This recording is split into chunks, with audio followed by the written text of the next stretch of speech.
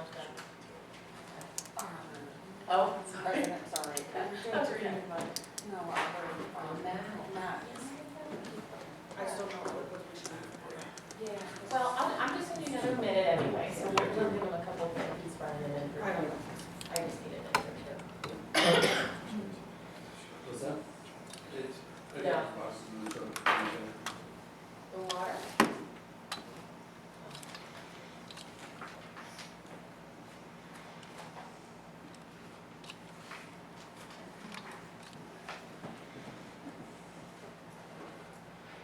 Oh, thank you. Nope, I'm not ready yet, give me a second.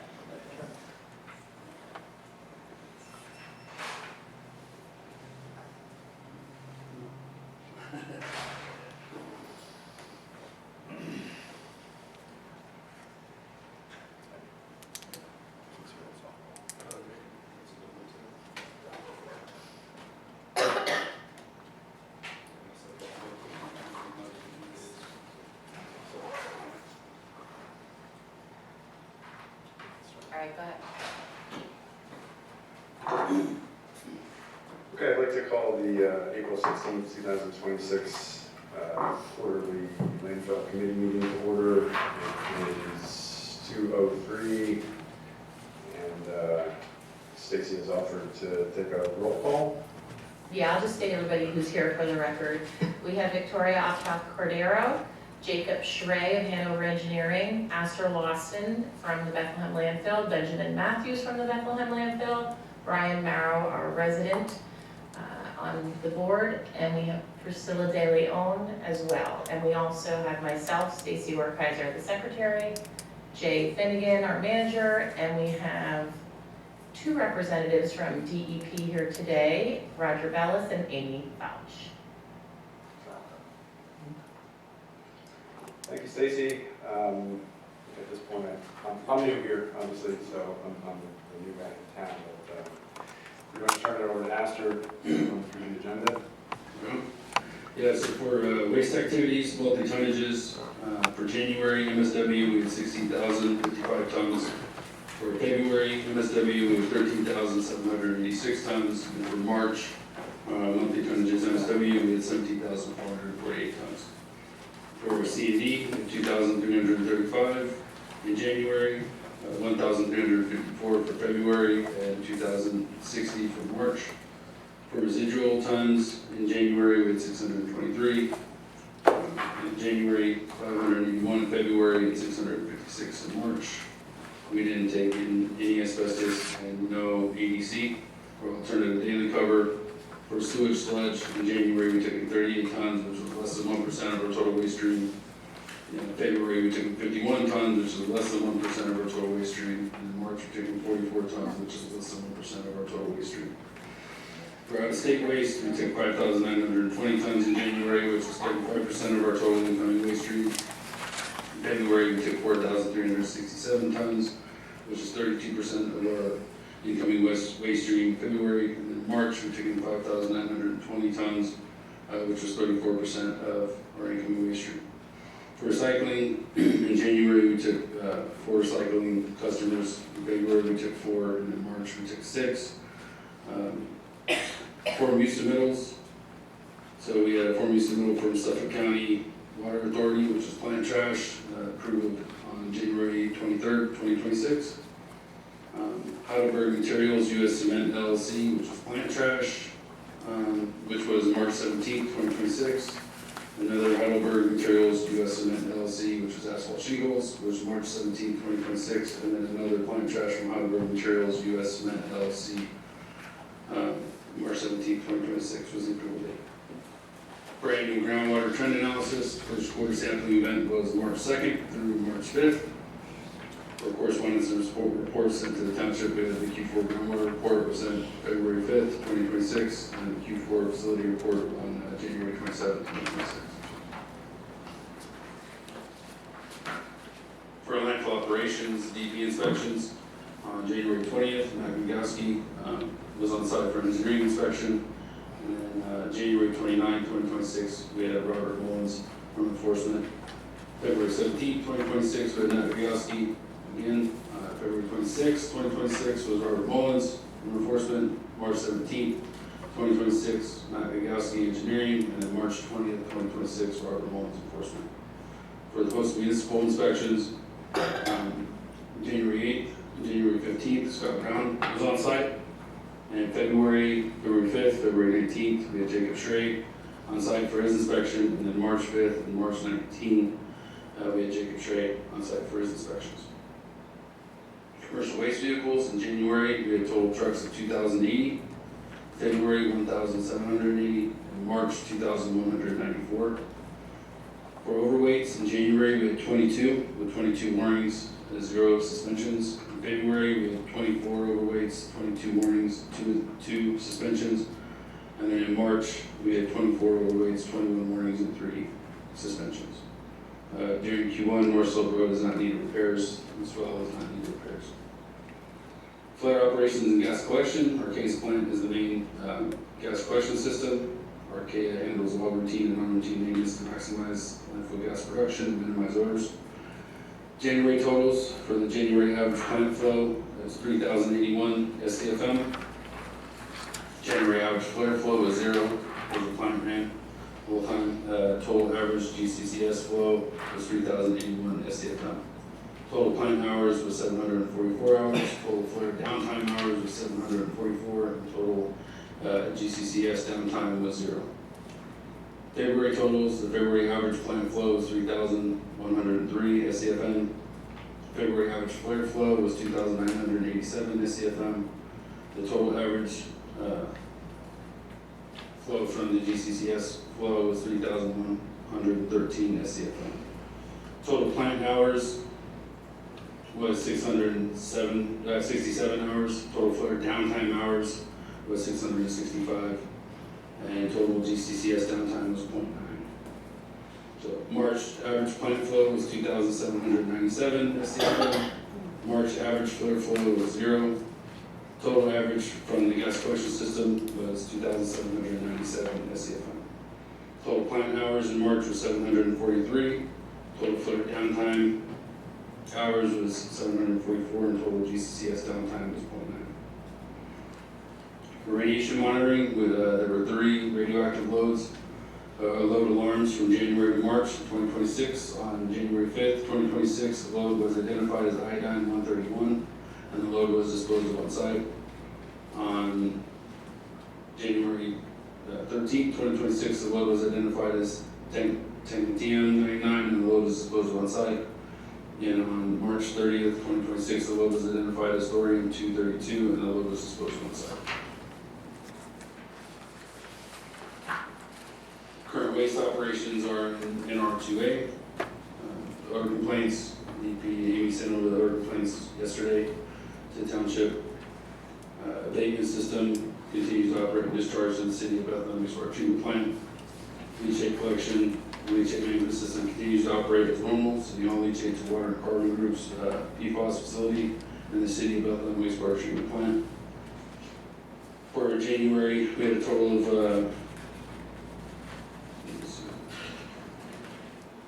we had 522,406 gallons of leachate was sent from the PFAS treatment plant discharge. In February, leachate discharge from the PFAS plant was 829,110 gallons. And in March, the total gallons from the PFAS treatment plant discharge was 595,243 gallons.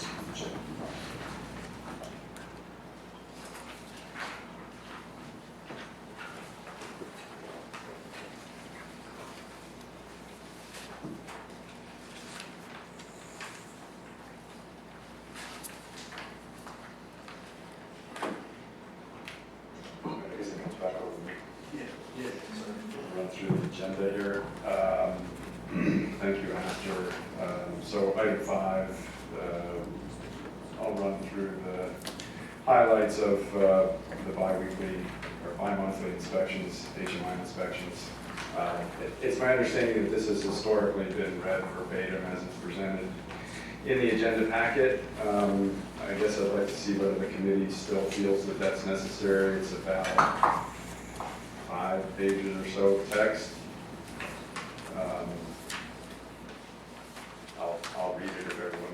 that it's appropriate, but if not, that just as soon forego it. Yeah, I mean, I'm on the same page of it's there. We can read it. This is just my opinion, I think you highlight the main components of it. We do have the DP here today, so I would like to have them be able to answer questions and do some information sharing. Sure. So, Especially if they're repeated. This is sent to you, right, Amy? You get yeah, it? like anything that relates to Yeah, they're sent to you, yeah.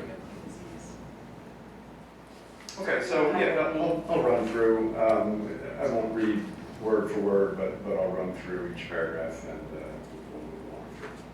So on January 8th, there was a slight wastewater treatment plant odor.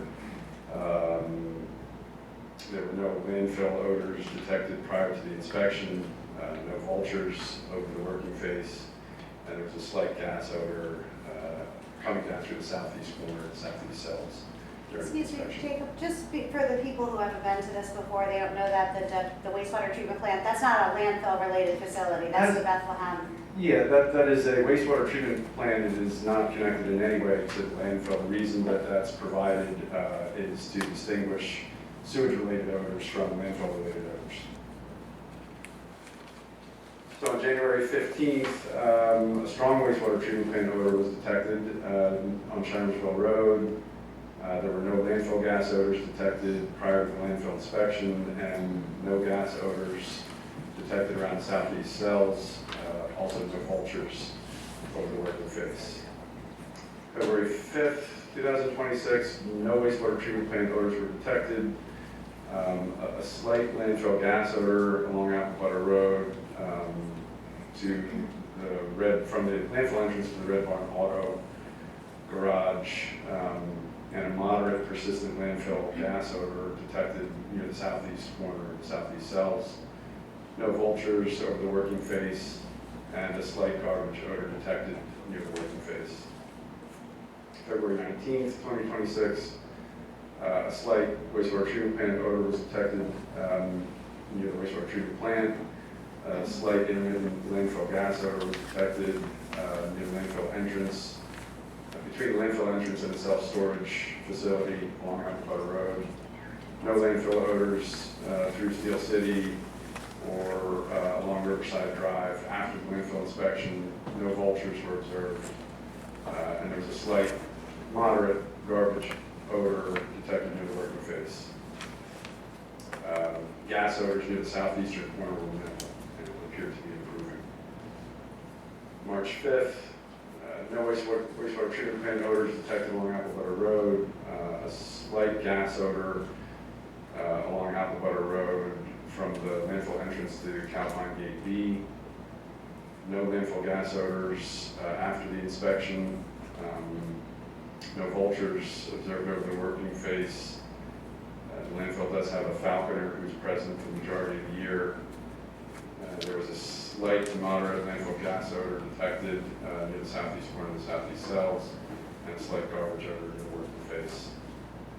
March 19th, 2026, no wastewater treatment plant odors or landfill gas odors prior to the inspection, nor off-site after the inspection. During the landfill inspection, there were no vultures observed, and the falconer was present. After the inspection, there were approximately 12 to 18 vultures observed from Skyline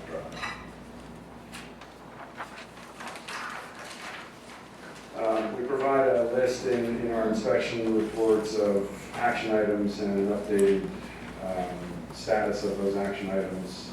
So January 8th, 2026 inspection report, there were additional gas wells that were to be installed. At that time, that was almost completed. The installation of the candlestick flare remains to be completed.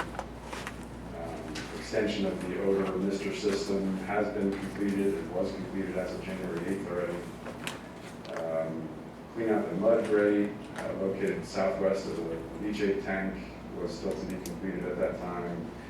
And removal of litter in the eastern permit boundary and surface litter in the northeast corner of the permit boundary was to be completed.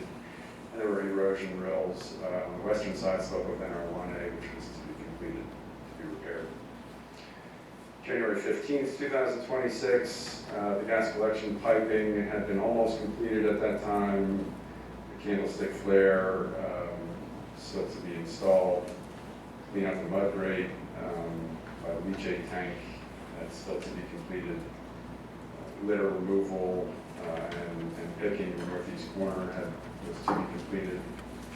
And the repair of the erosion rills in the western slope of NR1A was to be completed. As of February 5th, 2026, the installation of the gas collection piping was almost complete. The installation of temporary cap on the northern and easternmost portions of cells SE2A and B was to be completed by March 31st, 2026. Candlestick flare still to be completed. Cleaning out the mud grate southwest of the leachate tank was to be completed. Removal of litter and picking throughout the northeast corner was to be completed, and repair of the erosion rills was to be completed. These tasks on delay largely as a result of winter weather conditions. February 19th, 2026, the gas collection pipe had been completely installed as of that inspection. Installation of the temporary cap in the northern and easternmost portions of cells SE2A and B still to be completed by March 31st. Installation of candlestick flare is to be completed. Cleaning out the mud grate was to be completed. Removal and picking of litter was to be completed yet. And the repair of the erosion was still to be completed. As of March 5th, we'll start to pick this up a little bit here. The gas collection piping, we keep some of these things in here for consistency. The gas collection piping installation was complete. Temporary cap, we haven't gotten to March 31st yet, so it was not yet done. Candlestick flare, still on the list. Cleaning out the mud grate still remained on the list. Litter to be picked yet, still on the list, and the erosion rills still to be done. And March 19th, 2026, the mud grate had been cleaned out at that point. Litter remained to be picked. The landfill staff had continued to battle winds and pick litter through the winter, but it's been a challenge. And the repair of the erosion rills still to be completed. The next section is the surface emission monitoring reports. On January 14th, 2026, there was a report from SCS Field Services that indicated there were 0 exceedances along the monitoring route and exceedances of 500 ppm above background at 4 cap penetration locations. The landfill added additional cover to these areas, and a 10-day recheck was conducted on December 18th, and all points were measured below 500 ppm above background. The 1-month recheck showed that these areas remained under 500 ppm. On March 16th, there was another surface emission monitoring conducted by SCS, and there was 1 exceedance along the monitoring route and 3 exceedances at cap penetration locations. Again, additional cover was added to these areas. The 10-day recheck on February 13th showed that 2 cap penetrations still measured greater than 500 ppm. However, the second 10-day recheck at the 2 cap penetrations that were above. First 10-day recheck had both dropped below 500 ppm, and the 1-month recheck on March 6th showed that all 4 areas were under 500 ppm. You know why there was a February one, but there doesn't seem to be an estimate report from February? You know why? I do not know.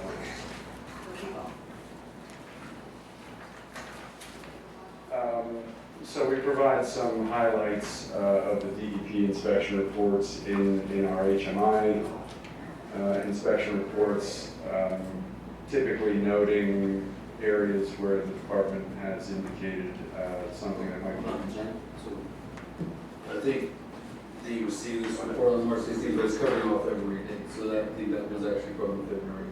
The report that covered Oh, you February. think, yeah, okay. Yeah, because it's been out to February I follow. 6th and the 10-day recheck was February, and then the cap penetrations were February 25th. All that stuff happened in February. Okay.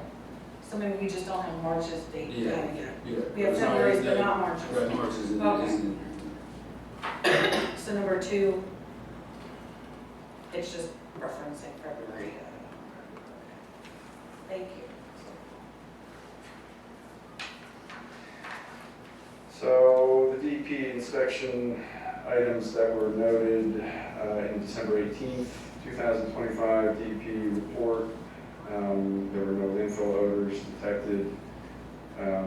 Prior to the inspection, there was a light persistent gas odor detected at the working face, a slight to moderate old garbage odor detected in the area where the landfill had been drilling new gas collection wells. And they were unable to identify surface gas odors in this area due to odors from drilling operations. Low levels of windblown litter were observed and pickers were present working to remove windblown litter. 4 vultures were observed over the working face. The falconer was observed. The landfill is still planning to install a temporary cap. The clean out of sedimentation pond 4 had been complete. And there were 2 items raised as an ongoing violation. February 8th, 2024, notice of violation related to fugitive air emissions, and February 8th, 2024, and February 10th, 2024, notice of violation related to daily and intermediate cover. January 29th, DEP inspection issues include a slight and persistent landfill gas odor along Apple Butter Road, in the vicinity of Red Barn Auto, and a slight intermittent garbage odor near the working face. The litter crew was not on site at the time. Minimal amounts of windblown litter were observed, and the facility was responding to an incidence of windblown litter with on-site personnel. There were no vultures observed. The landfill had been drilling the 10 new gas collection wells in the southeast corner. The north-facing wells have not been tied into the gas collection system yet as of this time. The landfill is still planning to install a temp cap around the southeast corner slopes.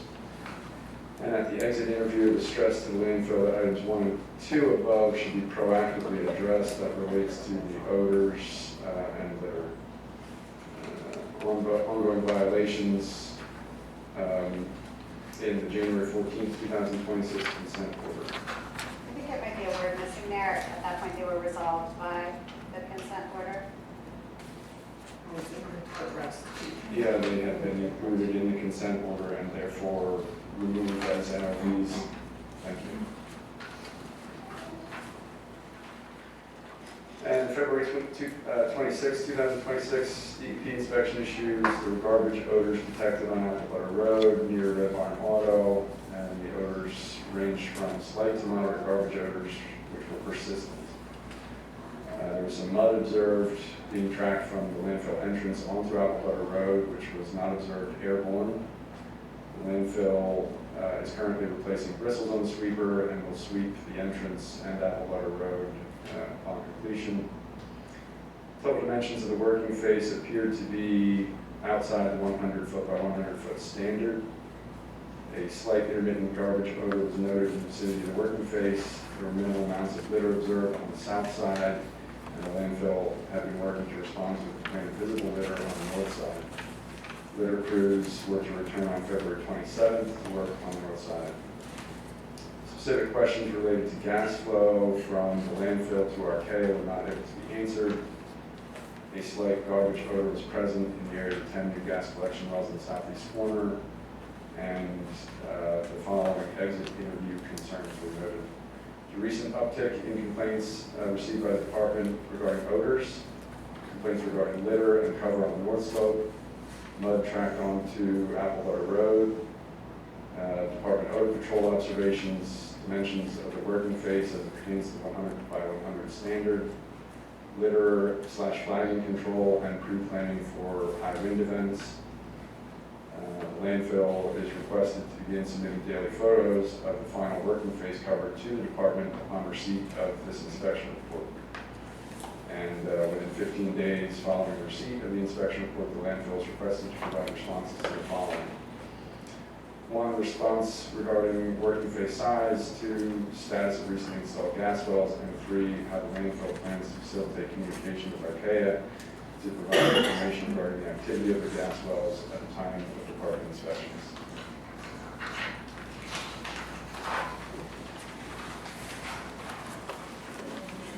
So that concludes item 5 and 6 on the agenda, which I believe brings us to the department's involvement. If you folks would like to join us here at the table. Will we have a chance to ask questions then later? Yeah, I think, I'm just saying, I think let's have the DP come up and then, because some of the questions they can probably provide input for. I just first want to say thank you to Mr. Wallace and the staff at DEP for coming today. I know that we've worked a long time with the township and on the landfill and concerns of the landfill, and I think maybe this is probably the first time we've been able to have you come to one of our landfill committee meetings. So I do want to say thank you for making the time to come and providing information to the residents. One of the reasons why I specifically asked for you to come was to just be able to kind of provide to the public a general understanding of what your role is in overseeing the landfill operations. What are the parameters by which you review landfill operations, and how do you address the things that you find when you do your monthly inspections?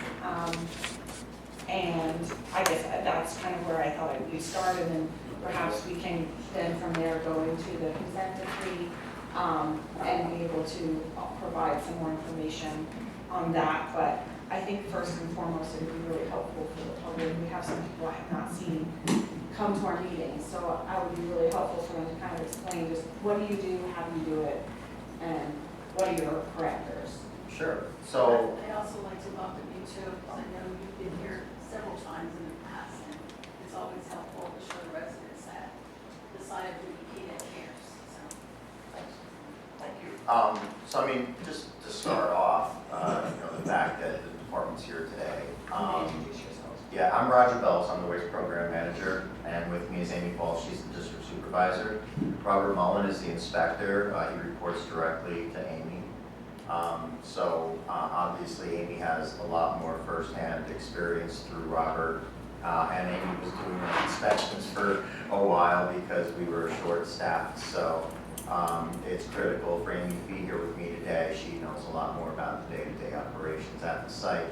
But I think the one thing I'd like to just start off saying is that not all host municipalities have this type of involvement with the operation of the landfills within the community. And I think it's a credit to the municipality and the community that you hold these regular meetings to keep everybody educated and informed about what's happening at the landfill. And it shows that there's continued open lines of communication between the community, the municipality, and the landfill. And that does not happen with other host municipalities. It is good to see this type of interaction because a lot of things can be ironed out just by communication at the local level, where it wouldn't necessarily be DEP's role to step in and resolve things that can be resolved relatively quickly with just this type of communication. So it's very refreshing to see this type of interaction and regular meetings regarding the operation of the landfill. Regarding DEP's role, obviously we are the regulating party for the landfill operations, the waste program within DEP. Anything that happens at the landfill has to be permitted by the department. So there are very detailed conditions under which the landfill has to operate. They're included in conditions of their permit, they're included in the regulations, and our staff, by regulation, is required to conduct 12 inspections a year. We do that by conducting monthly inspections. Our operations staff, Robert, is out there monthly to conduct his regular compliance and enforcement inspections. With the engineer that's assigned to the site, Matthew Legowski, he's out there monthly. As you can imagine, you can't show up at a landfill once a year and expect to see what you saw a year ago. Landfills are constantly changing in how they operate because they're like a construction site. So the fact that our engineers go out there monthly, it keeps them in tune with all the construction that's going on. And then our engineers also will evaluate construction certifications when new cells are being constructed.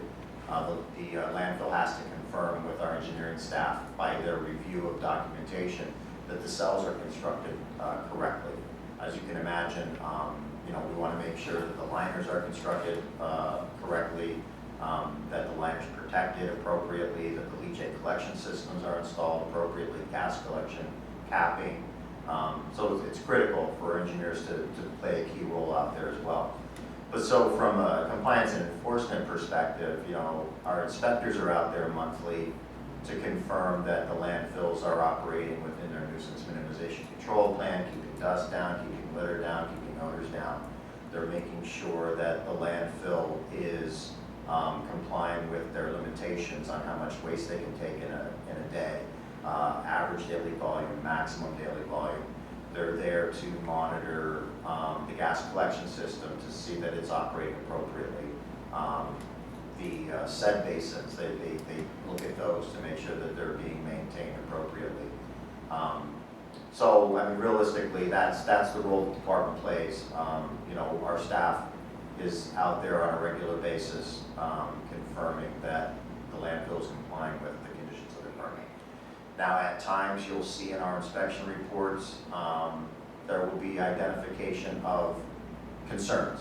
Like, for instance, our staff might detect an odor somewhere, or they might see some litter that got off the site. A lot of times, they'll be identified as items that need to be addressed and don't rise to the level of a violation. Usually what ends up happening is our staff will document the facts in their monthly inspections. And if we see a pattern of concerns of happening on a regular basis, then we get together, myself, Amy, the inspector, our operations chief, Rachel Miller, who's in charge of our enforcement side, and we'll evaluate what, if any, additional steps might need to be taken other than acknowledging some of these things happening at the landfill. So that's the department's role, in the operation of the landfill.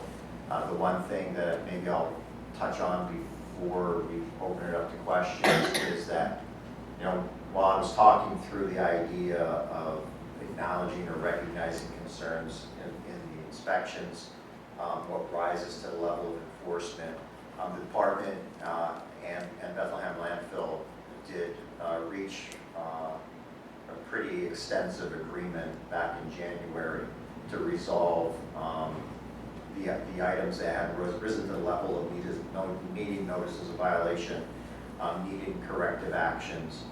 And that was executed in January, and we've already seen some of the corrective actions that have put in place, and our staff, and I think probably I don't want to speak for Jake, but I think we've seen a significant improvement in some of the odor concerns that we had regarding the southeast corner. Probably the biggest corrective action that was incorporated into the agreement was to get that capping project done by March 31st.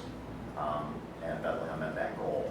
And we were on site today, and Amy even noticed a significant improvement in the odors at the landfill because of this agreed upon, we were called a consent order agreement. And it involved a pretty steep penalty as well. So I think that's maybe all the facts that can argue with to develop questions. Maybe, I think Brian has some questions, so maybe we'll start. This wasn't so much for the DEP, but for ASR. Okay. Do we want to continue with the DEP questions? Since we have them Yeah, on let's- mic. that's fine. And then, to be honest with you, some of the DEP questions that might come up, I might be looking at Astor or Ben to start off with some of the factual stuff, and then, Amy or I can opine on how the department either agrees or disagrees, or we're in agreement with how things are happening, because obviously, we're out there monthly, but we obviously don't know the day-to-day operations like Astor does, so. Can I say something before we get started? I'd like to say I'm very proud that we are one of the. Microphone, Priscilla. Speak, we can't hear you. Okay, can you hear me now? Okay, I'm very proud that we're one of the municipalities, host municipalities that do this, and I want to thank the staff and thank you guys and ever for making this possible. But I also want to thank the residents, because you see how important your eyes and your nose and your, whatever you see out there is important for them to know, because they're only there once a month. So if you see something happening, you gotta let us know. And you see, and if they don't do it, you see the thickness of this report. So I thank you for that. I did have just a couple questions for the DEP. I know we always have this discussion of like a pattern of how long something persists before there are additional layers of requests for things to be done. So for everyone's benefit, is there a rule that you follow? Like, if something is continuously reported for 3 months, or is it 6 months? Is there a rule that you try to follow with respect to how long an issue can remain persistent before you start to review that? Yeah, the quick answer is no. We don't have a general rule. I think the factors that we consider are what is the issue, and what is its impact on the community, and what is its overall impact on the environment. And obviously the department has a lot more leniency on to what extent we would pursue enforcement for minor issues. The other thing that we also have to consider are what attempts are being made. While we may be identifying things on a regular basis, our inspectors are in tune with what the landfill is attempting to do to resolve it. And that plays a role in how much time we give. If we're dealing with a landfill that's just neglecting everything we're saying, we're going to have a much shorter duration of time that we're going to put up with that. If we're dealing with a landfill that is making efforts but not getting over the hump, we'll allow additional time. But again, the other thing we need to consider is how much of an impact is it having on the community, on the environment. So there's just a lot of factors. There's no easy answer to at what point do we transition away from making up comments in an inspection report, and then taking it to the next level of notices of violation, enforcement, penalties, agreements, and those type of things. It's just not an easy thing to answer. Okay, thank you. With respect to, can you describe what you consider a minor issue versus something that's more serious? And then maybe also describe, what do you consider to be something that's more impactful, if you weigh environmental impact and impact on the community? What items are you, in your mind, are saying, oh gee, this is more of an impact and this is a minor issue? Yeah, I guess you would get to some of the more visual things. The impact may not be as, it may not be causing an issue off-site. Just the perfect example, I think, is probably some of the recent issues that the landfill had in the spring, February, March timeframe, with some of the flagging that was occurring with the cover issues. While our staff and even information we were receiving from the public was indicating that the landfill wasn't looking very good in terms of their ability to maintain compliant levels of cover material to keep from flagging and having those observations. So, while our staff's out there monitoring those things, bringing it to their attention, the landfill is also showing effort, but with the inability because of the weather to really do what absolutely needed to be done, which was to get heavy equipment on those areas. So again, there was some leniency there because it's more of a visual issue. It's non-compliant, there's no question about it. The intermediate cap or cover was not complying with the standard. But when our staff was going out there, they were identifying the efforts the landfill was making to address it. And it was not presenting any significant impact on the environment of the community other than this visual impact. That would be an example, you know, kind of something that would be considered less impactful. Now, with probably something that is absolutely more impactful are odors, specifically landfill gas odors. And we did have a history of having some landfill gas odors on site. And I think part of the reason why this consent warrant agreement turned out to be kind of as big as it was is over the course of the 2 or 3 year time frame that document covers, we identified some odor issues early on. The landfill seemed to be addressing it, and then a different area would open up. So the department usually likes to tie everything into one document. Where we see there's still something open, we want to get it resolved before we develop a document like that.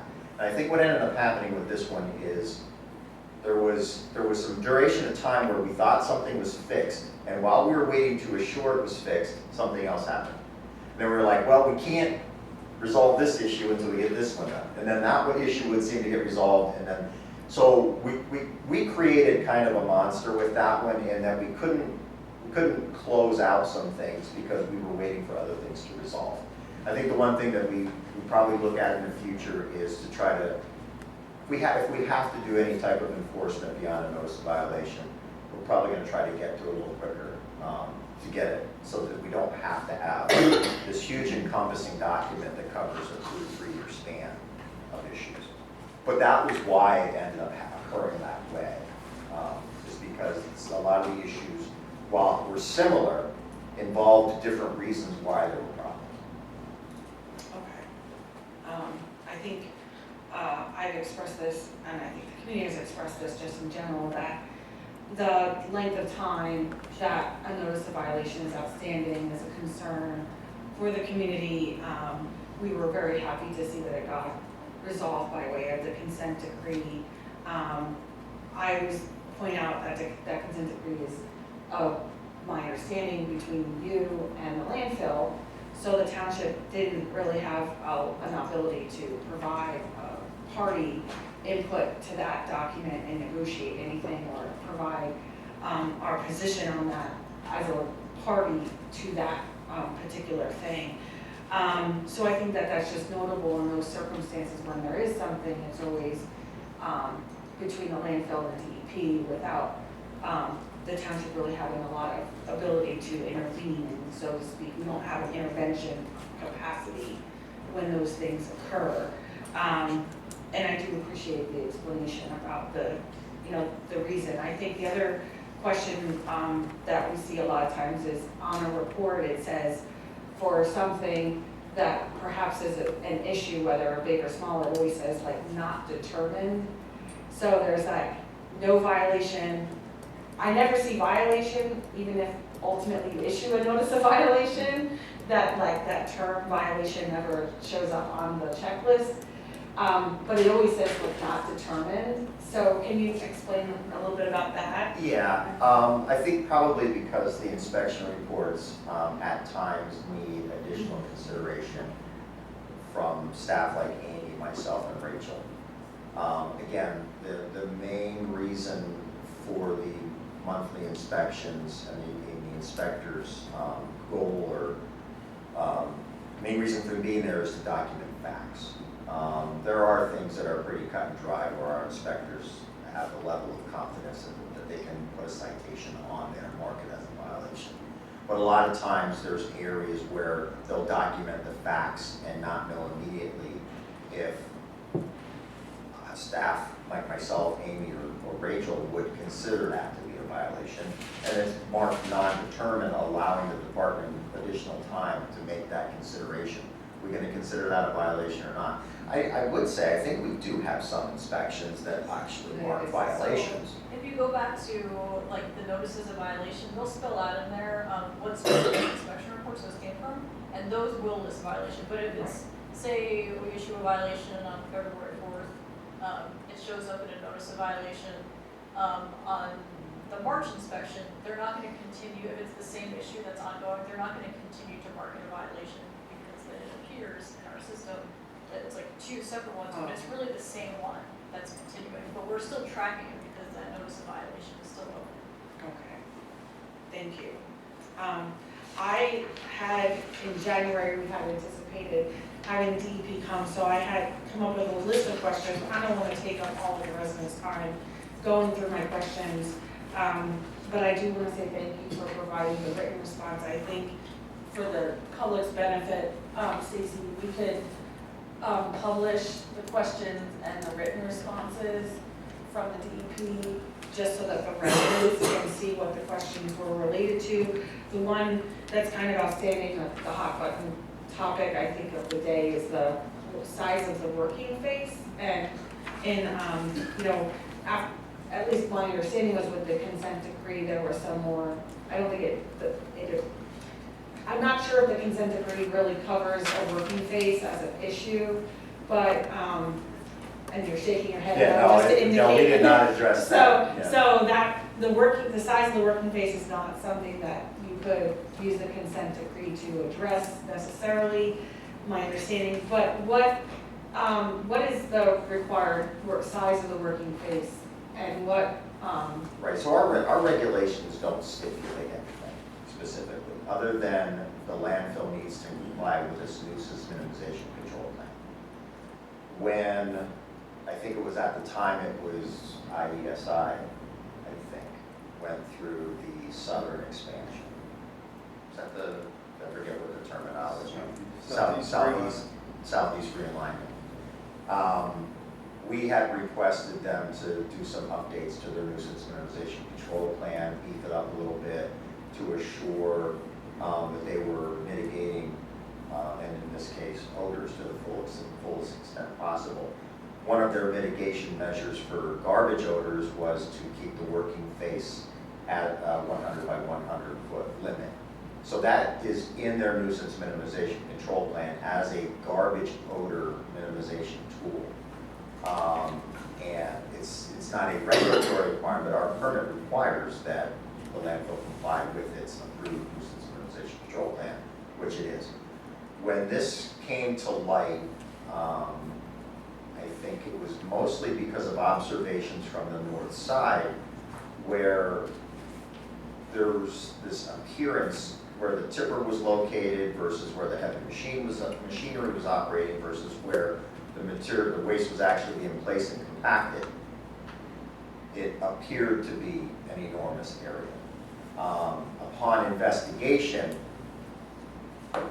the working face itself, while we did identify that it was larger than 100 by 100,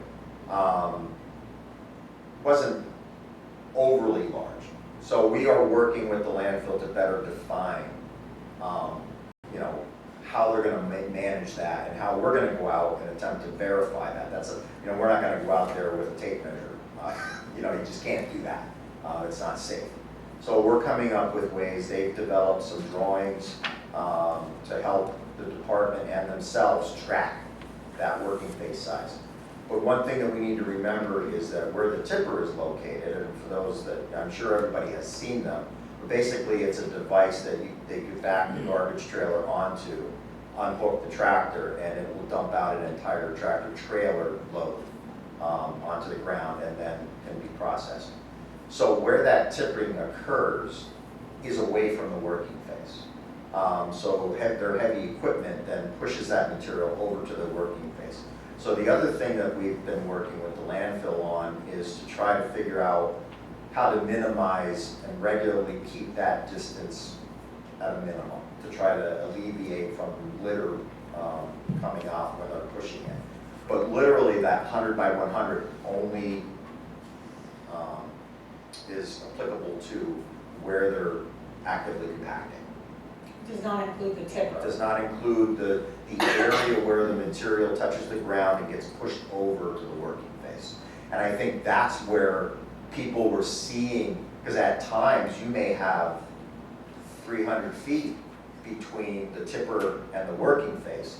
And when you're seeing that from a distance, and you see the heavy equipment working, you might believe that that entire area is what the department would consider the working face.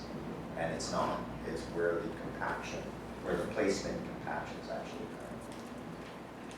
I would just say, I think when you're looking at the various types of things that would be more harmful to the community, I think for sure odors and environmental impact on sites and like, you know, surface water runoff, whatever those things, monitoring wells, very important. But I also think what would be of equal significance would be the visual impact. And I'm just, you know, obviously the DEP makes its own rules about that, but that is probably the first thing, like, you know, you make a first impression on somebody, you know, the first time you see them, you make certain impressions based upon what you see. And so what people first see when they see the landfill is also a reflection of what lower Saucon is and what is lower Saucon. And so, and just the topographical location of this landfill, it's highly visible from various parts of the valley that are not even near us. I mean, you can see it all the way from the Poconos. With that in mind, I would hope that from the township's perspective, this is just me speaking as a township representative, that visual impact is something that's considered to be a significant thing.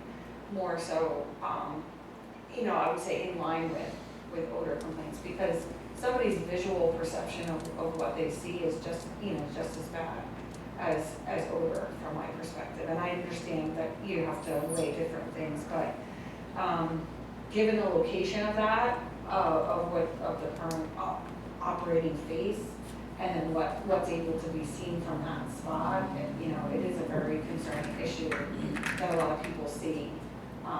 So maybe it's unique to our landfill as opposed to other It's ones. not, no, it's not. But visual impact, and especially, I think one of the things that we saw with that, with the daily cover, that you said that there was, you know, concerns with being able to get the daily cover on there, and I think there was like tarping used at a certain point and all that, is like the litter that blew, and then it's all over the trees. And I know, you know, I noticed, you know, it's an ongoing thing about trying to pick the garbage out of the tree. So, you know, while there's continuing effort to try and get the garbage out of the trees, it just still stays there as a permanent visual impact, and just overall untidy look. Right, and you know, the department does, you know, would take enforcement actions. And again, this is not atypical. This is something that all landfills fight with, and you know, on windy days. And there are things in the nuisance minimization control plan to help minimize that. Under certain conditions, the landfill will stop using the tipper, or they'll even shut down the working face for the day, which has happened on occasions. The idea of using the tarp is still an approved alternate daily cover.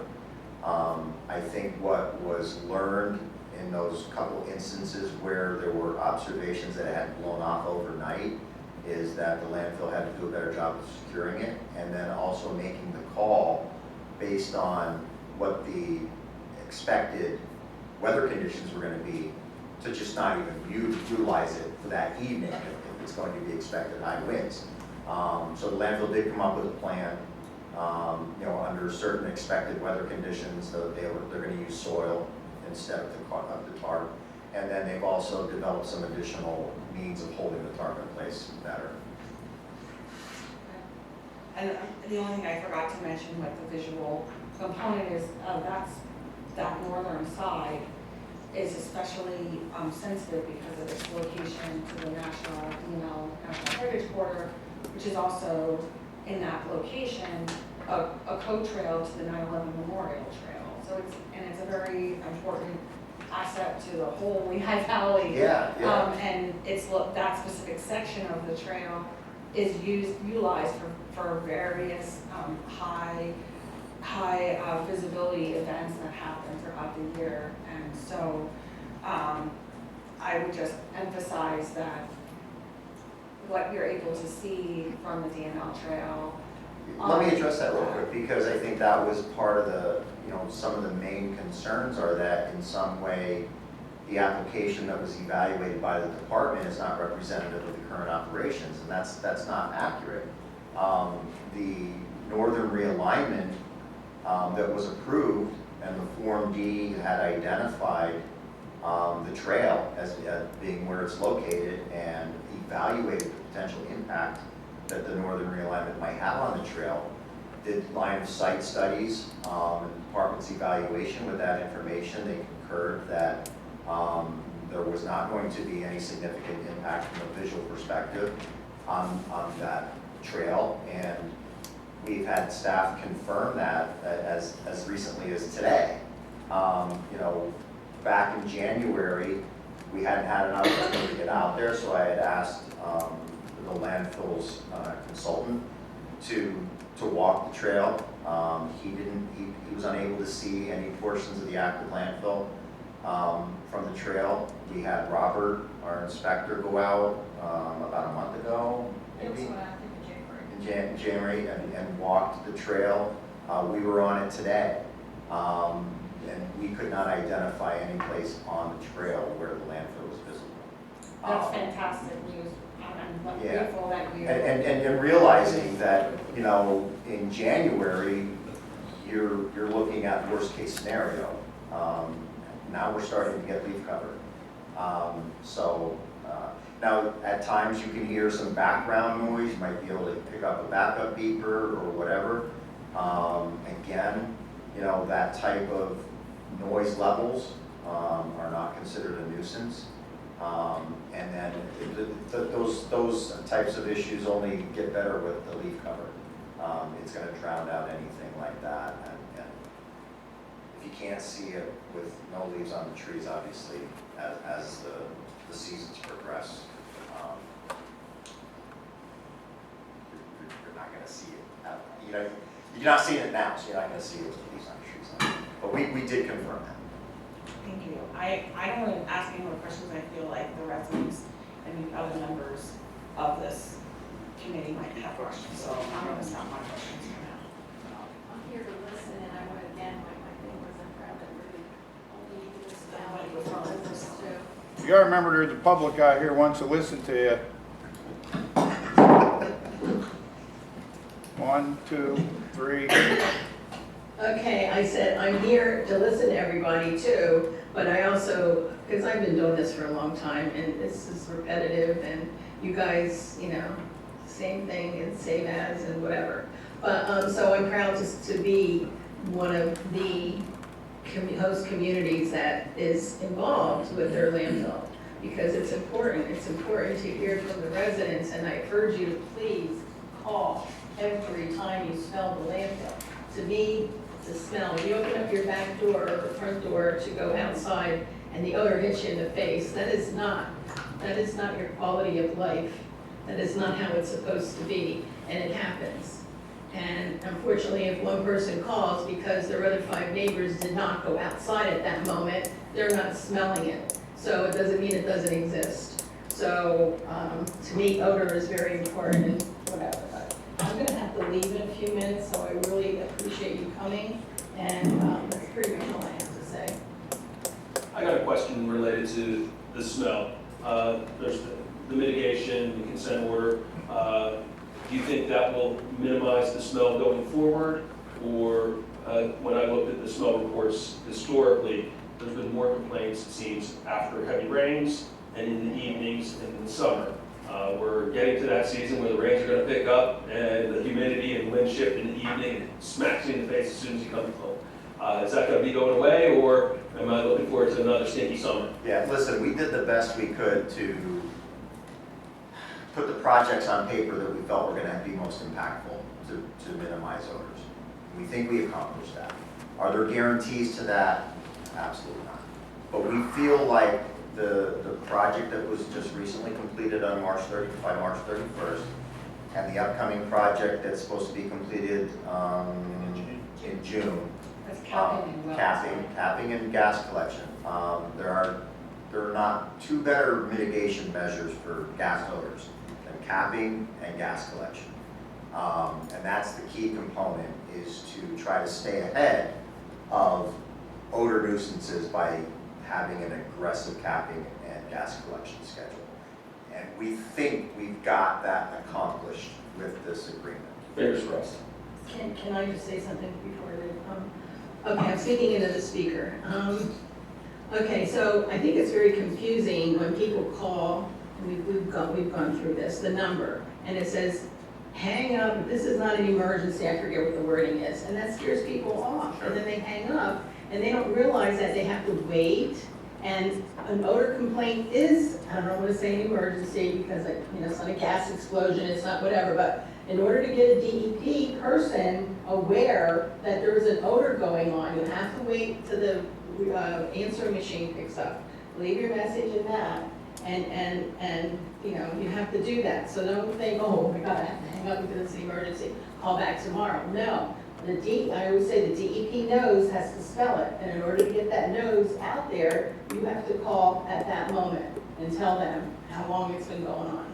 Yes, we've heard that concern from other municipalities that have landfills. The secretary is evaluating that exact issue. It was been requested to change it. We can't change it because of the intent of that service after hours.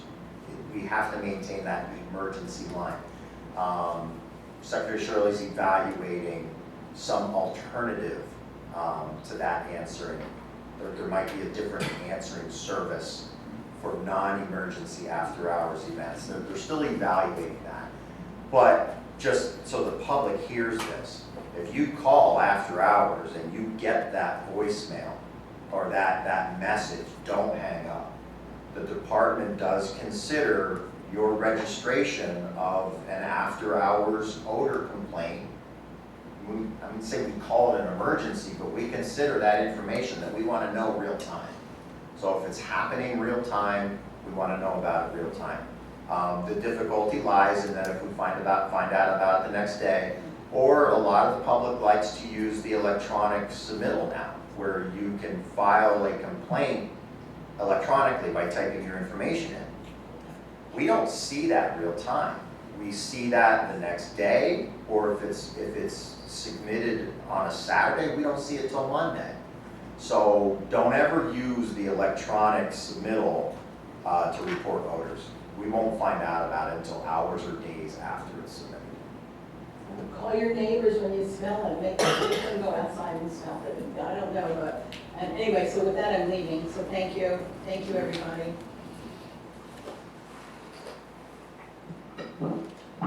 Okay, so that brings us to the end of our portion of the meeting. Item 10 is public comment. So if there's any members of the public who wish to come up to the podium and comment, we just ask that, out of respect for everyone's time, you keep your comment limited to around 5 minutes or so. Hi, I'm Tina Bartley. Can you make sure the mic is on? Hello? I have sent a lot of emails and pictures, and this is when I first moved in my neighborhood in Bethlehem Township. We bought the property in 2023 and built it in 2024.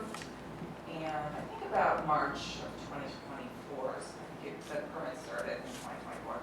I started seeing, activity, so I started taking pictures and noticing things. But I guess my big concern is when you have two municipalities so close together that I know a letter was sent out in January of 2021, but everybody was just trying to survive COVID times because I think the permit was talked about in 2020.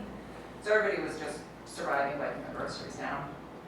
And, nobody's thinking about a landfill expansion. So I knew nothing about it, of course. I don't think anybody in Bethlehem Township knew about it. And then we moved into this neighborhood, and this occurred. And I just feel like there should be like more communication between communities, like municipalities. One letter in 2021, I don't think is enough to alert the public. I think it went to the commissioners, and I don't know if anybody went to the meeting. It was a Zoom call back in 2021. But, you know, it's disturbing. Yes, it's the view shed. It's the smells. I don't get a lot of garbage smell. I get the methane, I get the gas smells. It has been better. I think, you know, I do reach out to Astor as well as Amy a lot of the time. But, and I do see improvements, but it was really bad in the winter. And, you know, I know you guys are saying the wind, but it's also on the top of a mountain. So I always think to myself, why would DEP and any engineer think that this would be a good idea to go even higher on top of the mountain? The mountain's already high, and now we're going 720 feet above sea level. So it just seems like a ridiculous, like, hill. And now, you know, we're moving the entire east of it now, which I think we're in is it 2A, 2B? Which is, I think, still also huge, but it also seems like you're getting up to, I think, the limit of 640. It seems like it's kind of going across. It seems like it's going very fast. And yes, it's going to be over in 2028. Now that the easements have been restored officially, east of this, you know, it makes a lot of people feel better. But this northern realignment, even when it is gone, is always going to be this giant, ugly, giant mass. So I also think when you put the temporary cover, it's going to be this bright green, you know, mound, and will sod even grow on such an incline in the future? You know, these are things that I think about for my future. So I have to look at this literally every single day when I walk my dog, when I go outside to enjoy. You know, now it's at least getting green, but you know, it's just the mountains here and the landfills here, and it's very disturbing. And Bethlehem Township is suffering, I think, a lot more than Lower Saucon right now. And maybe that's why it was passed, because it's on the north side, and a lot of people were like, oh, we don't care, it's just not over there now. Sorry, I don't any disrespect on that, but you know, or nobody really thought about that it was going to go straight up in the air. Like, it just seems, again, I'm not an engineer, but it doesn't seem like, you know, going that high. And yes, the weather's getting tumultuous. We have winds, crazy winds, and they're not going to stop, you know. And yeah, you could just keep putting dirt, and your tarps obviously don't work that well, but and it does look better with the dirt. And the smells are maybe a little better since you did some of the capping, but I just want you guys to know that it affects me especially. I don't know why. I guess, you know, I've lived in downtown Bethlehem. I knew it was there. I'm not like completely clueless. You know, I've been in this area my entire life. And everybody's always said it's going to close. It's going to close in 5 years. It's going to close in 5 years. And, you know, there's all that little water tower is never going to go higher than the water tower, and now it's here. So, you know, there's all these things people have said over the years. I have a whole neighborhood. I have a neighbor here with me today. You know, it's probably going to affect our property values in the future. A lot of people come from New Jersey. Maybe they don't realize it's there. Again, I knew it was there. I just didn't know about this expansion. And I really think that I should have known about it. And, you know, to kick myself, there's nothing I could have done. You know, it's done. But it affects my mental health. I mean, I have to say, like, I'm disturbed. I'm disturbed by it a lot. I think about the smells. I think about the toxins. You know, it's just, it doesn't seem like it's a place that DEP should have said, that's a good idea. I think I'm gonna, you know, approve that expansion. I feel like they should have looked at this and thought this plan was like just out of control, and this landfill's been here since the 40s, and maybe it should just close. You know, it's done its duty, and that's it. And I'm not sure what else can happen now, because in 2028, when this application is done, you know, hopefully you guys can get the capping on, and it'll kind of just move on and just start decaying. But you know, it's always going to be there. You know, it is an issue, and it's It's not pleasant. So I just feel like maybe in the future, maybe there could be better rules between townships, because it's literally on the border. You know, the river's there, and I'm 1 mile from it. You know, the fact that, you know, people say the noise is not a problem, it's a problem. I hear it all day long, backing up, banging. When I sit on my deck, it's you know, I get used to it, I can kind of tune it out, but it's beeping and banging, and it's not pleasant. So it does affect a lot of people on this side. So I just hope that when you think about expansions in the future, that, you know, you consider everything around it. Because you can see it from 78, you can see it from all over Bethlehem, and it's not something that you'd be proud of. You know, like when I lived in downtown Bethlehem, we had this historic Bethlehem, and it was like this beautiful thing. And now it's like, I moved from there to here, and I got this. So it's just unpleasant. So that's all. That's all I have.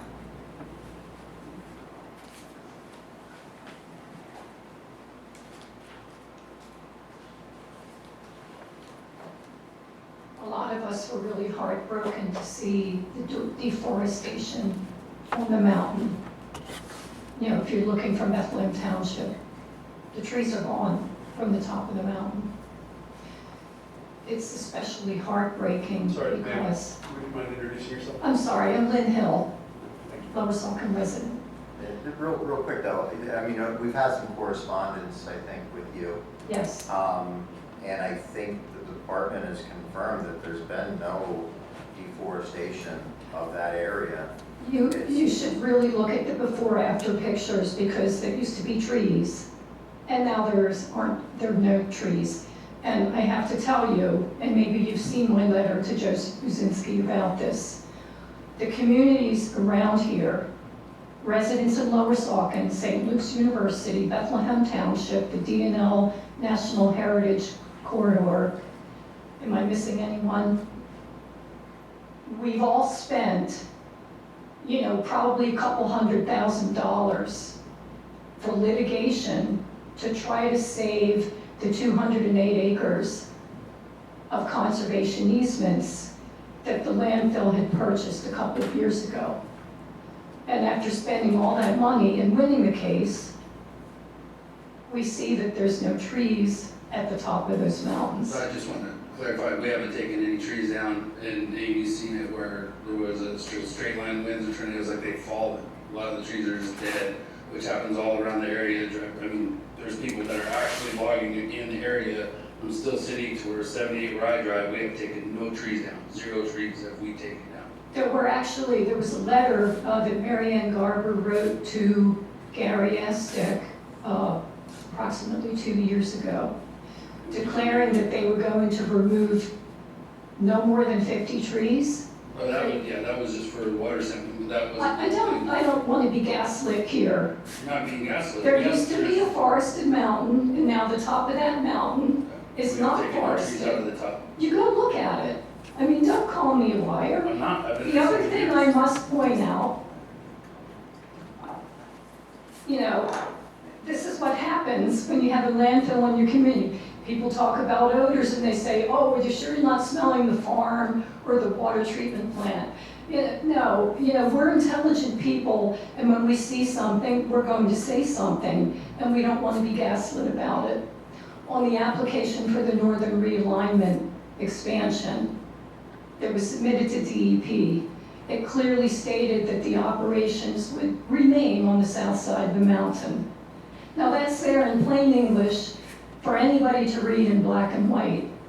So I don't want to be told that it's not accurate to say that things don't look like what was stated in the application. I realized there were drawings and things, and if you look at them, you can see the topography that, you know, you could know that it was going to come across there.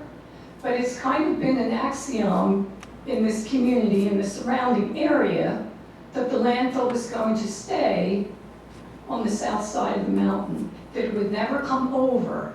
I mean, that's what elected officials told us. That's, you know, that has been the general knowledge, is that this thing is going to stay on the Lower Saucon side of the mountain. So I just, you know, it's just very disappointing that, you know, especially after many of us have spent lots of money trying to save the conservation easements, which we really should not have had to do.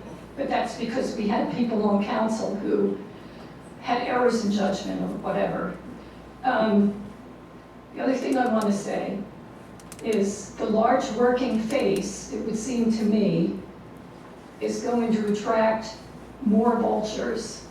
So I would appreciate, keeping the working face area limited. And lastly, for DEP, we have 39 active landfills in our state. We're a net importer of garbage.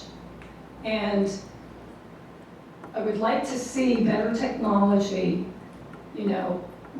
move away from landfills into more modern technology. The trash to energy plants that are coming out now are a lot better environmentally. There's a lot more pollution controls on them, and that it would seem to me a better alternative than to just burying the trash and then having it just very slowly pollute the area over many, many, years. Wouldn't it be better to just, burn it up? You're gonna have pollution either way, until we find a better way to have products that are not, that don't last so long, But I really wish DEP would consider more modern methods for disposing of trash. And lastly,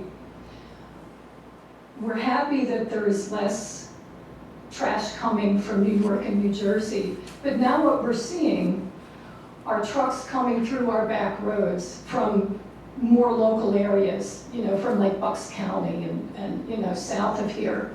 I even see them on my road, these giant garbage tractor trailers on a country road where I live, about 3 miles from the landfill.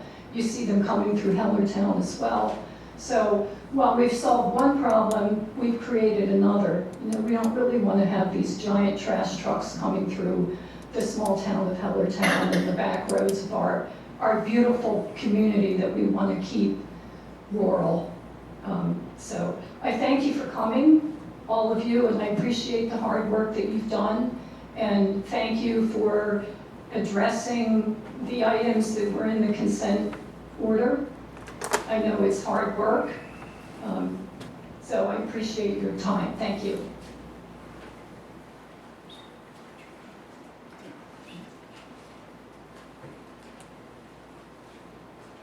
Hello, Bruce Feekery, Reddington Road. I'm on the other side of Bull Run. I lived there over 35 years.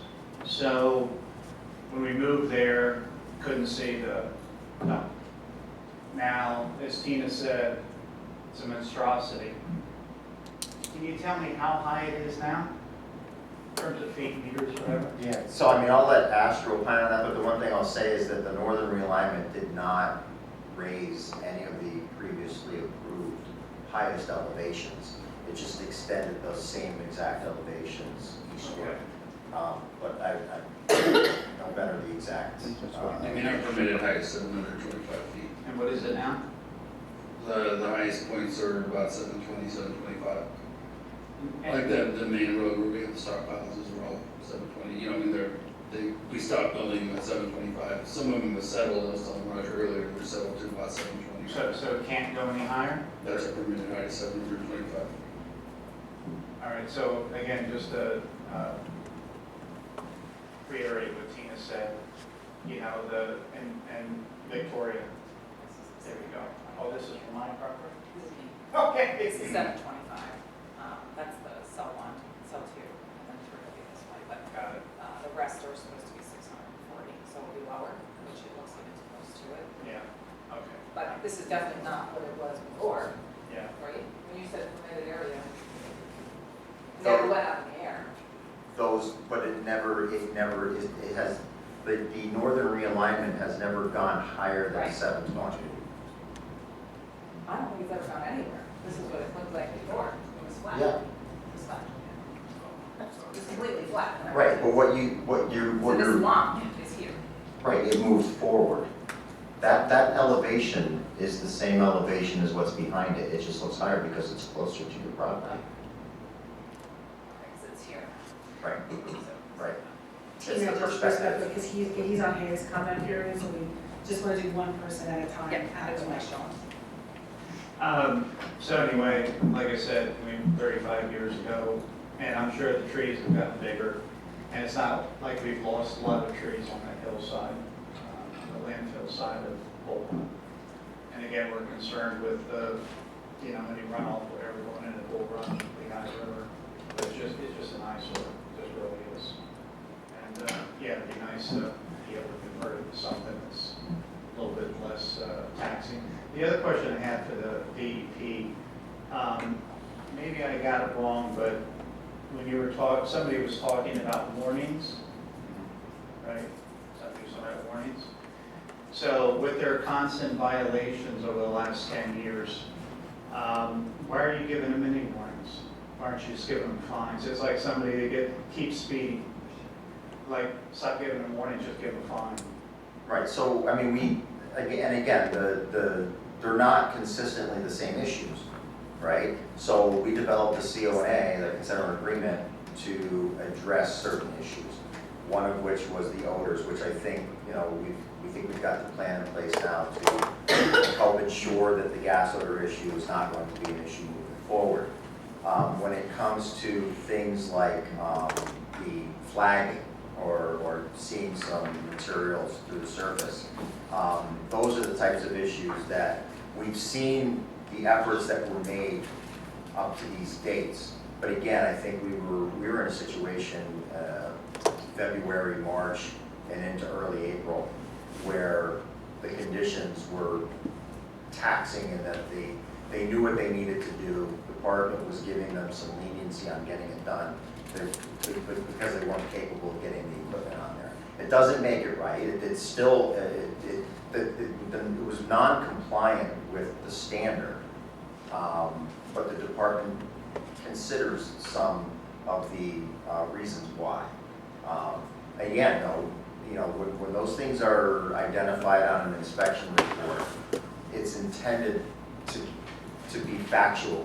We certainly don't want to not put anything on there, right? I mean, we were considering, this is something that needs to be addressed, but we're not going to cite them, so we won't say anything. We're making sure everybody's aware of what the department's seeing, but it's up to me to defend why we haven't fined them for that. And all I can say is that we take a lot of things into consideration, the efforts that are being made at the landfill, the impact of the community, and then we decide whether or not it needs to be raised to the next level.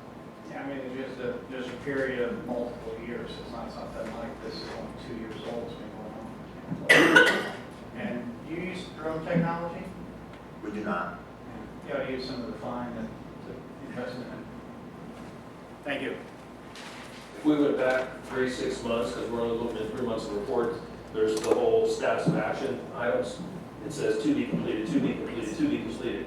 Would it be the same 3 to 6 months previously? Or am I going to be continuously seeing to be completed another 3 to 6 months? And we're only looking at the snapshot during these meetings? But it depends on the item, like with the utility flare, I mean, that's a process of going through, working with air quality. And so, I mean, it's sometimes the reason why it's not completed, like you said, either with weather or we're going through, we have to put bids out. Yeah, you're an active site. Yeah, Right. and the only thing I would add to that is if any of these items at all were included in the CONA, to be completed, there's a deadline. And if it's not done by a certain date, there are stipulated penalties built into the agreement that if those deadlines aren't met, they pay a fine every day for it not being met. Somebody else also mentioned the truck traffic. I've noticed with the increase of traffic due to construction and the warehouses on 78, more and more garbage trucks are taking the back roads. What are the approved companies that can be on Lower Sauk and Applebury Road? And what can we do to help reduce that? I mean, the ability to be able to help is like letting me know. Because then we'll track those trucks and we'll suspend those trucks. I talked with Kathy Fishel from Govern, she provided photos and all that. And I've talked to her and some of those, and I brought Amy in on the conversation, so we have a route, but also they're local haulers, like Simon's, J&S, they have containers over there, Del Garrico. I drove a bunch bunch of those back roads, they have containers back, they're allowed to. They're do allowed that. it, yeah. And then the other part of it is, there are customers, like one specifically is Shrimp. They have their own landfill. Yeah, That's the road they take to their landfill. I have no control over Yeah. where. and Swint how is right people there as get well. this- Yeah, I have no control I'm over how more people get Shrimp, right? concerned about the larger ones. Right, yeah, no, if you see a semi up there, definitely let me know, because they're not supposed to be up there, they know that. And with the increase in truck traffic, especially with the construction on 78 right now, it's picked up. Okay. Yeah, I mean, those issues have been brought to Amy's attention, and she has worked with Astor.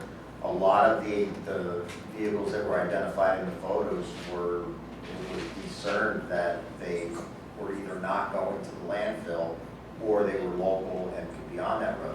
But I think like Astor's saying, I don't think there should be any reason to see any tractor trailer that might be utilizing the landfill to be on any road other than Apple Butter and coming off the highway. Yeah, 412, Trimble Road, I have better.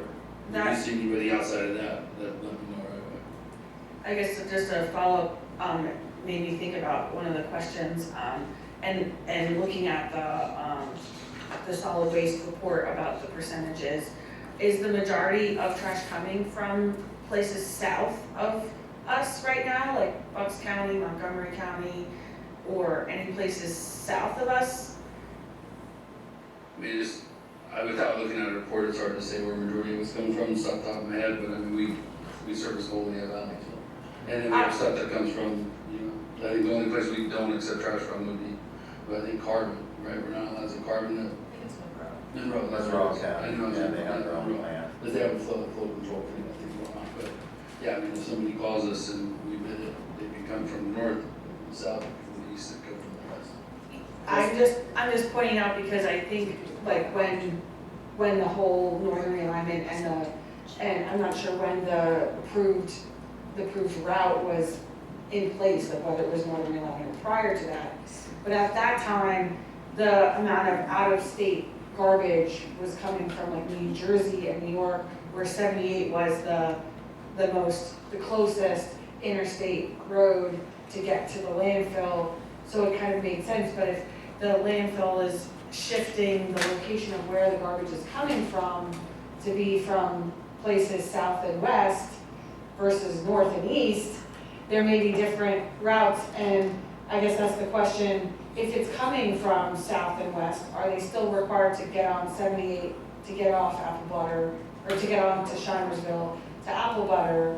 And can we try to identify, maybe just some information or some education to those newer locations, I don't know if they're new, but locations that are now providing more garbage to the landfill from previously about the actual, So hauling for route. any site that I deal with, as soon as, that's one of the first conversations we have with the customer, is what route they have to take. We have literature that we've made booklets, I used to have some out in the lab a year, that share what our safety rules are, what those routes are.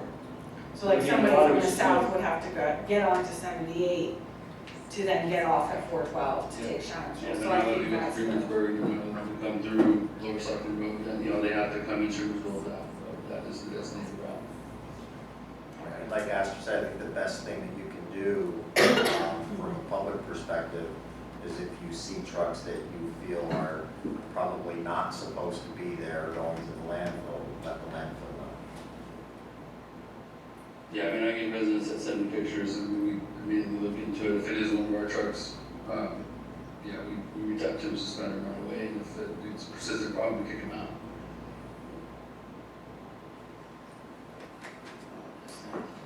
Do you want to introduce yourself? Am I allowed to? Are you ready? Please do. I usually leave a pretty good impact. My name is Mark Ozmek. I live on Reddington Road across the street from Bruce and Ginger Petrie, who have the horse farm. So I am directly across from where the expansion and the World War I demolition, blow the bombs up site is. So I got several things here marked as questions, but the first thing I'm going to comment on is the trucks.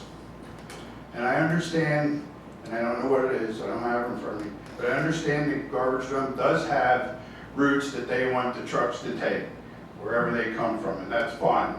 But what the majority of people don't understand is because they're not a truck driver or a truck company owner, and they don't pay state taxes or federal taxes, they are allowed to be on those roads, whether you like it or not. Something you've got to accept. Period. That should solve the trucking problem. Hey, you know what? There's no trucks, but they come through 53-foot trailers on the Narrows, past the hill climb. I'm waiting for them to end up on the railroad. But when there's an accident on 78, shit hits the fan in the township. Period. I heard your name, but I never got to talk to you. So here's question number 1. The DEP fine of $117,000, whatever it was, plus change, where does that money go? So that gets deposited in the solid waste abatement fund, which is utilized for expenses for the operation of the waste program. Deposit to what fund? The solid waste abatement fund.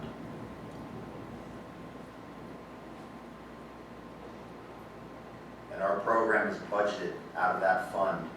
So that fund not only pays for the operation of the waste program, it also pays for projects that are deemed abandoned or orphaned that needed to be cleaned up.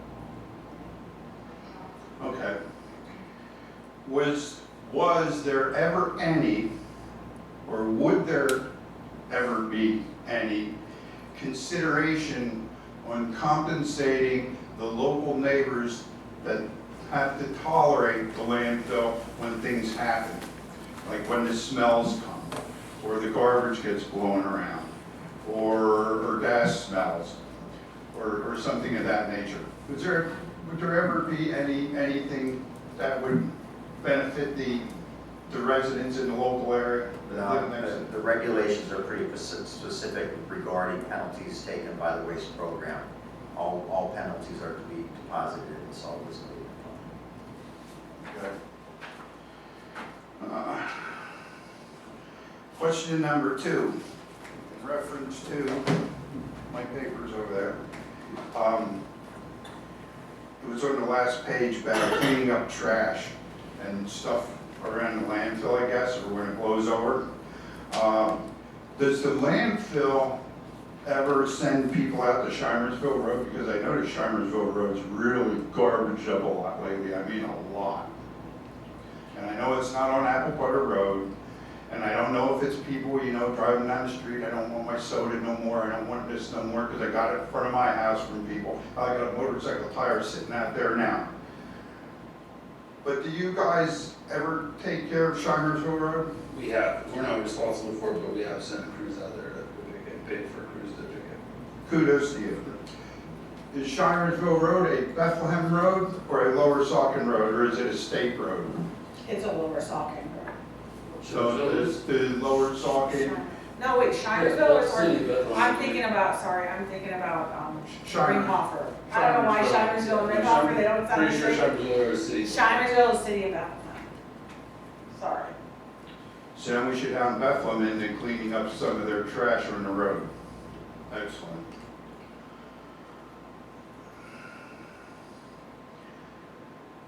You said there was how many complaints before action is taken on the issues, and you have no general rule. Example of issues, blah, blah, blah, blah, blah. Let me look at my cues. Here's an idea. Do you ever inspect the Shrin landfill? Yes, at the same frequency as we do that one. Do you, well, I can imagine you inspect other landfills as well. Correct. Are there anything that the other landfills do that would benefit the Bethlehem landfill if they took on that idea? Well, recently, we've incorporated them in, specifically under the CONA and specifically under the Northern Realignment Approval. We've developed some above and beyond regulatory standard requirements that the landfills do surface monitoring for methane. Federal regulations, which was the governing regulation up until, we developed some permit conditions to enhance those, was that landfills would only need to conduct surface monitoring quarterly. And then they would only need to monitor areas where waste had been placed for more than 5 years.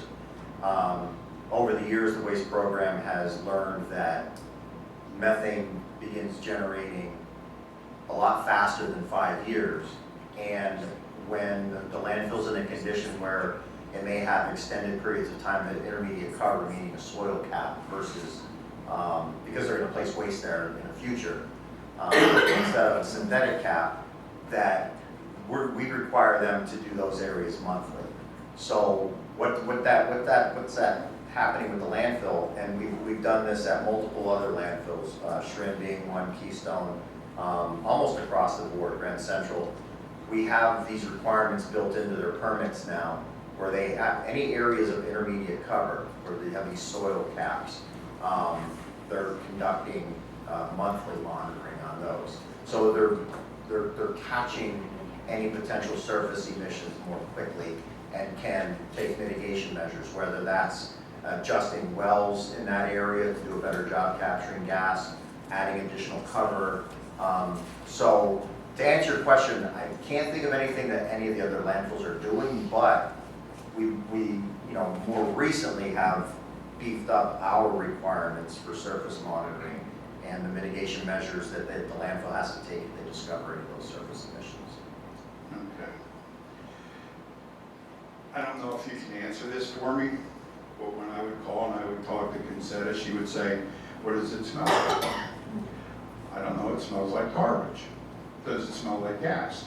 So is there a definitive way to tell if it's gas or garbage? Because to me, it's all one and the same. I mean, I can tell the difference between the sewage plant. I mean, it's obvious. Right. But as far as gas and garbage, is there a definitive way to tell the difference? So our staff, obviously, they're visiting landfills all the time, that's their job. They typically have no problem distinguishing between an off-site garbage odor versus an off-site gas odor versus an off-site leachate odor versus an off-site leachate seep odor. They're all very distinctive, but the public obviously doesn't have that knowledge. What I would say is, if you detect an odor that you believe to be the landfill at night, correlate that to a gas odor, because the garbage odors are pretty well contained by the end of the day. You're only going to really get garbage odors during their operating hours when they're actively dumping garbage, processing it, compacting it. So, you'd have to observe that. But the one thing I can say is if you're getting odors at 2, 3 o'clock in the morning or on a Sunday, you can probably, and it's the landfill, you can correlate that to a landfill gas odor. Also, I just want to add, when you call the number, and Concetta asked that question of everybody, you don't have to answer it if you don't know. Any description that you have is fine, because when people say, oh, it smells more like gas if she asked the question, that kind of steers our investigation. But even if you don't know, it's okay. Like, we'll still go and ask questions in the landfill. We still let them know every time. We still will do odor controls and go on site if we're getting off-site odors. So even if we know residents aren't sometimes going to know the difference between a garbage and gas odor, and that's fine. Just keep calling in, and whatever description you have is fine. Yeah, we've had that conversation. We've had it many times. Now she don't answer no more. She answers. Too busy. Basically, those are my questions. Probably could come up with more, but you guys got better things to do. I would like to say that when I came out of my house this morning, because I did not call, the landfill did smell this morning, and I heard the beep, beep, beep, beep, whatever. You just had a whole bunch of work going over there this morning when I came out to take Vicky out to her car to go to work, and I smelled it. It wasn't definitely bad, it wasn't overwhelming, but I could smell it, just so you know. And I guess that's it. Priscilla left. Priscilla says we can't sue the landfill on our own for the residents to get some kind of benefit out of it when we have issues. You know, not that I want any of your money. But, try and keep up. When I was a kid, I put a liner in that dump when I was a teenager. And I'm I'll be 67 in September. So I've been here forever. I used to take my dad's Ford in there to dump the household construction crap. Okay. I guess just try and do the best you can do. Can't ask for much more, but you know, try not to be neglectful. I think we have one other public comment. Thank you. Thank you. Richard?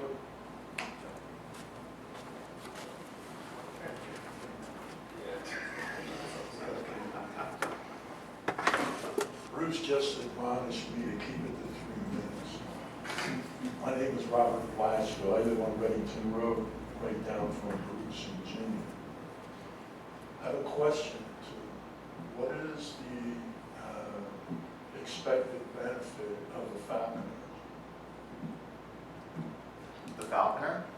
Right. Right, so I mean, Astor may be better able to answer that question, but the falconer's intention of being there is to disperse the birds, to keep the birds from congregating at the landfill. Okay, where do they go when they're not dispersed, or when they are dispersed? Sorry. You have any idea?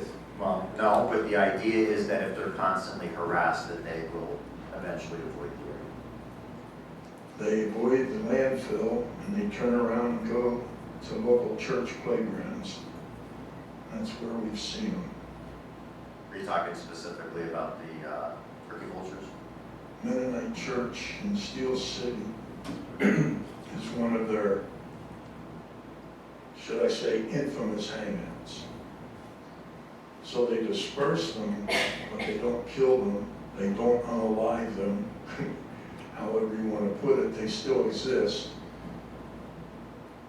You're talking about the vultures? DEP is there during work hours, I'm assuming. The falconer is there not all the time. So they're being dispersed while the falconer is there. They're going to other places, yet they come back to feed at the landfill, and they congregate at the landfill when they're not being purposely dispersed. That's one thing. Another thing, in January, violations were noticed. In March, the landfill was given till March. The local population had to endure the effects of those violations for 3 months at least.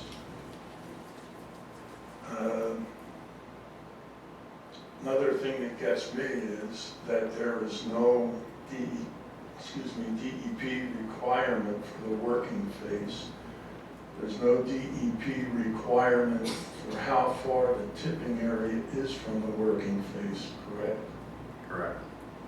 So that is one loophole that could definitely be taken advantage of.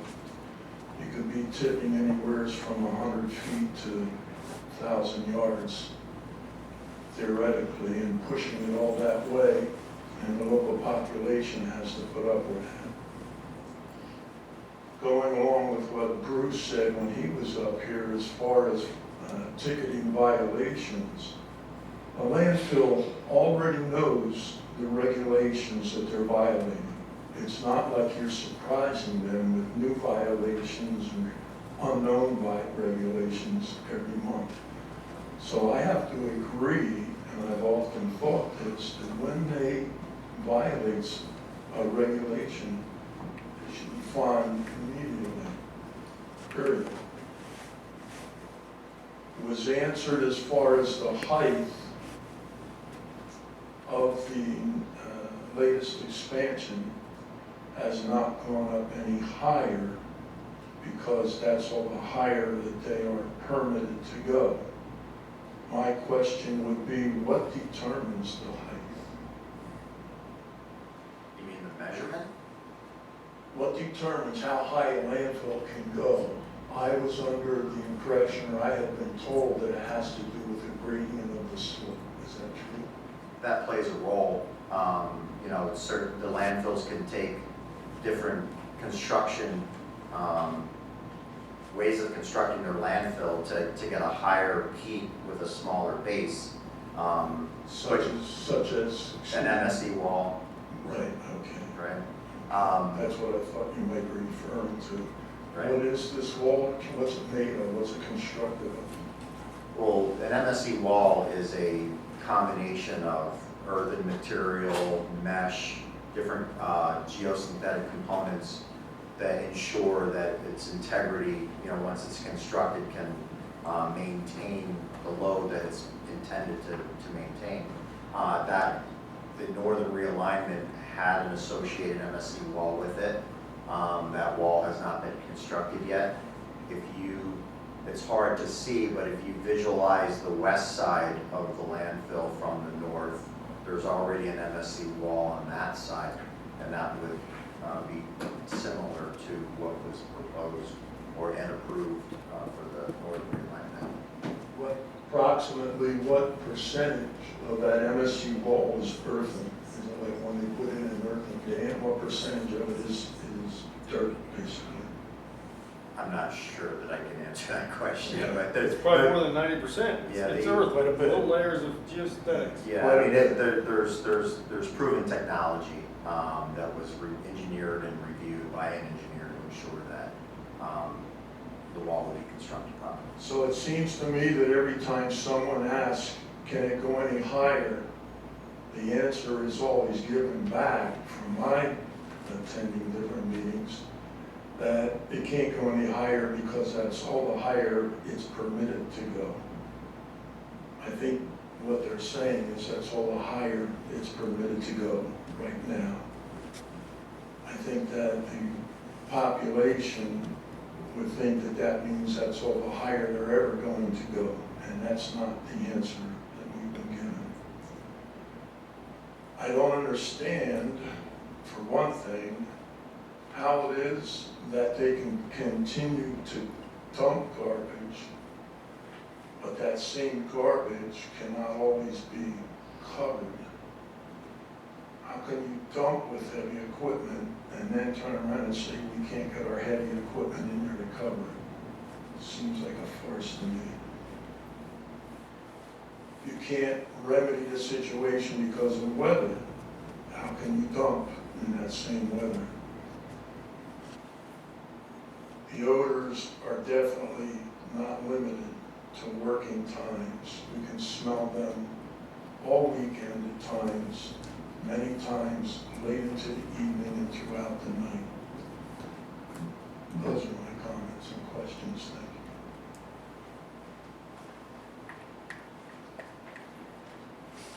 Thank you.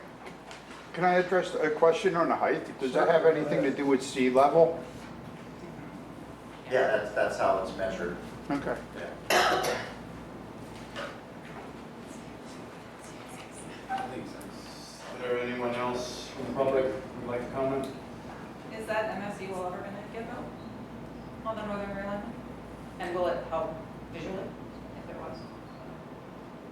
And there's an MSC wall further to the west, Yeah. so I mean, it would look similar to that. But it's so much more open, northern face, would it make it look better? Yeah, I mean, again, the area to the west of the wall is what it's gonna look like, so, for me to tell you it's gonna look better, that's your opinion. It's lower over there too. So we don't know. Okay.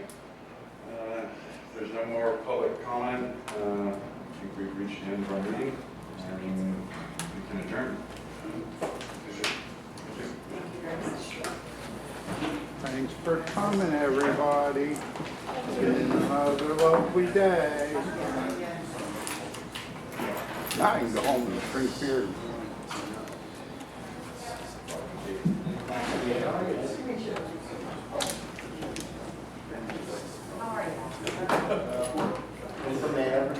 gotta get the information out there, so, and it's understandable.